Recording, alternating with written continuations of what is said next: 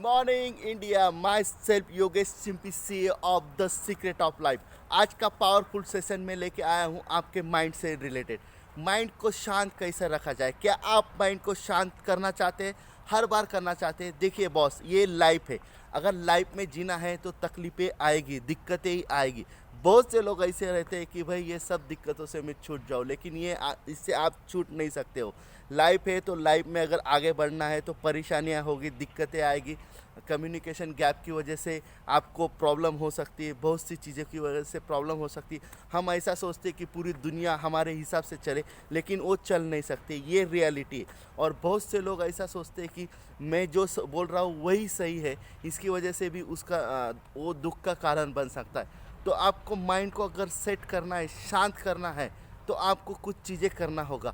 बहुत से बार अपना झगड़ा हो जाता है, मनमुटाव हो जाता है, किसी करीबी से बात करते वक्त झगड़ा हो जाता है तो आप सैड हो जाते हो। बहुत से बार अपना करीबी अपने को धोखा दे देता है, दोस्त लोग धोखा देते थे तो उससे आप सैड हो जाते हो, पैसों का लॉस हो जाता है। बहुत से बात अपने एनवायरनमेंट ऐसा रहता है कि कंटिन्यूसली झगड़े हो सकते हैं, या फिर कंपनी में कोई है, आपको पैसों की दिक्कत आ सकती है, तो इससे आपका माइंड इधर उधर भागने लगता है और आप उस तरह से ही रिएक्ट करते हैं। तो आप ये समझिए, अगर टेम्परेरी इसको सोल्यूशन चाहिए तो टेम्परेरी आप म्यूज़िक सुन सकते हो, या जहाँ झगड़ा हो रहा है वहाँ से आप बाजू हट जाइए और एक ग्लास पानी पी लीजिए और शांति से बैठिए। या फिर आप ब्रीथ इन कीजिए, ब्रीथ आउट कीजिए। अगर 5-6 बार वैसा करोगे तो वो आप शांत हो सकते हो। लेकिन अगर इसका हमेशा के लिए सलूशन चाहिए, अगर ज़िंदगी जीना है तो तकलीफ़ें आती रहेगी, वो तकलीफ़ों को आपको हैंडल करते आना चाहिए।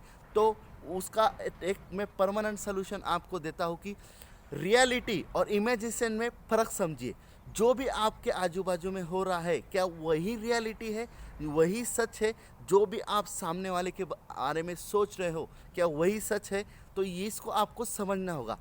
हम क्या है, छोटे से झगड़ा कर लेते हैं और इतना बड़ा बड़ा इमेजिनेशन कर लेते हैं, इतना बड़ा ऐसा होगा, वैसा होगा, ये होगा, वो होगा। तो वो आपको सोचना कम करना पड़ेगा। जितना भी आप उस बारे में डीप में सोचोगे, उतना ही आपको ज़्यादा तकलीफ होगी।